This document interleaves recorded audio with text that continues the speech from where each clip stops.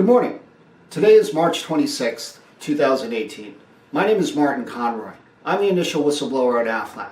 The purpose of today's video is to make sure that everybody is crystal clear about the fraudulent recruiting tactics that are utilized by AFLAC personnel nationwide.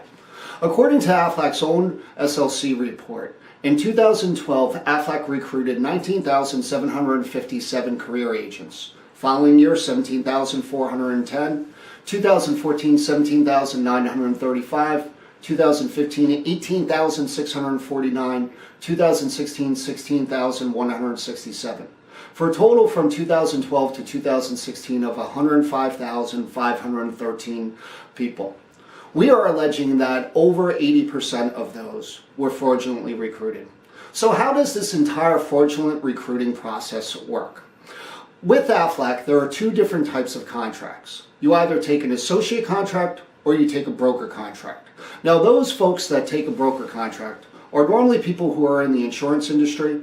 They have experience in dealing with other carriers. Those are truly people who should be classified as 1099 independent contractors, because chances are they are representing a multitude of carriers. They have been trained on a multitude of products. They are licensed with a multitude of states, as well as have gone through a multitude of certification classes. When it comes to the associate contract, that's not normally the case. What you'll find is if you actually question AFLAC, the majority of people who are ranked as district coordinators, regional coordinators, and currently named as market directors, as well as other sales personnel, were not internet recruited.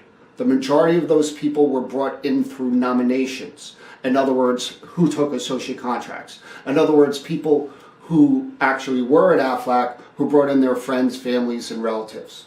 But as AFLAC has stated for years and years and years, recruiting is their lifeblood. And the reason why recruiting is their lifeblood is because they have been able to recruit an army of independent contractors, so-called independent contractors, to do their telemarketing for them free of charge. So how does this entire scam work? The recruiters are trained. This is a process. This is a system to target non-salespeople. Now, these non-salespeople are normally people who worked in a multitude of different industries. Customer service, healthcare, contracting, painting, drivers, whatever the case may be. When those folks lose their employment, or perhaps they're sitting at the end of their career and they're looking for something else to do, or perhaps they're fresh out of college, they place their resumes online. Now, the recruiters are trained to research websites such as Monster.com, CareerBuilder.com, to identify people who do not have sales experience. The reason why these recruiters are targeting people who do not have sales experience is because people who have sales experience understand the psychological issues that you do have in becoming a salesperson. Listen, as a career, a sales representative is a very difficult position to hold and to be successful in. The tactics that these regional recruiters utilize is to go after non-salespeople and lead them down a path as a lamb would be brought to slaughter, as a lamb would be led to slaughter.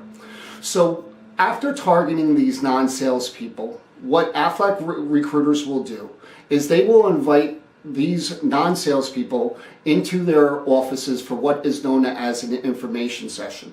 Now, when you take a look at the emails that are utilized by such recruiters such as Rick Peterson, Mike Finaro, Rick Whalen, who are in the Northeast, and Rick Whalen's been transferred to Florida, what you'll find is they are very crafty to utilize words to get innocent people into these information sessions.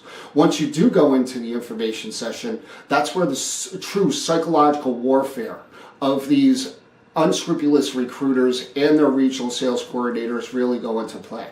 For instance, these recruiters will utilize what is known as an average income document. Now, AFLAC contends that these documents that are being utilized nationwide during the class period are documents that show what would happen if a certain producer hit a certain level of production. That is not the case. For one, when you are selling to a non-salesperson and you tell them that the average associate makes $127,000 per year if they hit $250,000 worth of production, those statements are inherently false. AFLAC cannot produce a single person or I doubt highly, 1 in 10,000, that someone who produced $250,000 in their first year generated $127,000 worth of commission. For that matter, less than 1% of all associates nationwide generate that type of production. So in order to sell the career, one of the tactics that AFLAC personnel utilizes is this average income example. The second tactic that they utilize are these mesmerizing videos, such as the video that was posted on AFLAC's own social media page on March 14th at 8 p.m. Hashtag I love AFLAC, where these people who are allegedly current AFLAC associates are talking about the family culture of AFLAC.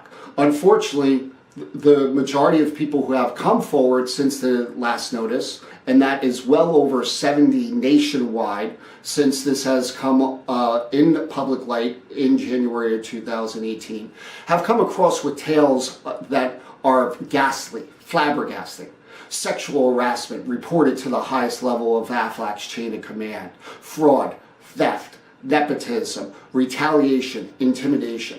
This is the way that AFLAC treats their so-called family of independent contractors. When you actually do go through the entire licensing process as a recruited AFLAC associate, you are told about all the training and support that you're going to receive. Unfortunately, once again, there's a multitude of people nationwide who are willing to testify that that is not the case. You do not receive the type of training and support that you think that you're going to receive as a Fortune 500 working for a Fortune 500 company. For that matter, the majority of the times once you show up, you are on your first day to contract with AFLAC. For one, the contract is not explained to you. We believe that the contract is unconscionable, because AFLAC and the personnel utilizes a multitude of fraudulent tactics to get individuals to sign the contract, such as having them sign on paper the last page of the contract, taking that signature, scanning it into the associate contract, and typing all the information. Now, we have a multitude of plaintiffs who are willing to allege, who can confirm that they signed paper contracts, yet when their contract was returned to them, it was scanned, and there was information that was typed into a computer-generated contract. What that means is AFLAC is taking the information that is provided to these recruiters manually, they are typing it into their contracting system, and then they are utilizing the signature pages from these associate contracts and tracing them into their contracting system. Once you do actually receive your once you are actually contracted, the type of training that you receive is not what is committed to. The majority of the times you're handed a script and a list from jobs from soliciting sites, such as there's a multitude of soliciting sites that you currently utilize. What you also come to find, unfortunately, is that the recruiters who are recruiting you the majority of times are very unscrupulous characters. For instance, we have notified AFLAC multiple times about the two-time convicted felons that are currently doing recruiting for AFLAC, such as felons that have been arrested and incarcerated for LGBT hate crimes, and then, of course, being locked up for IRS fraud. What's ironic about this is that an individual who actually was incarcerated for IRS tax fraud was recruiting individuals into the AFLAC system weeks before he actually was incarcerated and weeks after his most recent incarceration, asking for associate information such as social security numbers, date of births, telephone numbers, banking account information, and other type of HIPAA information. Tell me, if you were truly the most ethical company in the world, would you have two-time convicted felons doing the recruiting for you? Now, above and beyond the fraudulent recruiting, once you get there, the type of information that you receive and how you're treated is far from the way in terms of what is committed to you. For instance, if you were to read the terms and conditions of the associate contract, undoubtedly you would not agree to actually signing the contract. Because when you compare this so-called associate contract to the majority of other contracts that brokers who are the true insurance agents, nationwide sign with other carriers, there are very vast differences. What you might have the ability to actually schedule an appointment, something else that is not told to you, is that you're going to have to split the commissions with veteran agents to go out there and run the appointments for you. And then finally, of course, you have the situation codes. Our position is that the utilization of situation codes is actually the secret behind AFLAC's entire fraudulent operation. While if you were to read our complaints and how situation codes are utilized to manipulate key reporting metrics, as well as a multitude of other potential fraudulent actions committed by AFLAC, what it also does is it takes the commission of AFLAC agents away from them without their permission or knowledge. One of the ways that you can actually prove this, whether or not it be the authorities, journalists, or you as an individual, is to just ask AFLAC.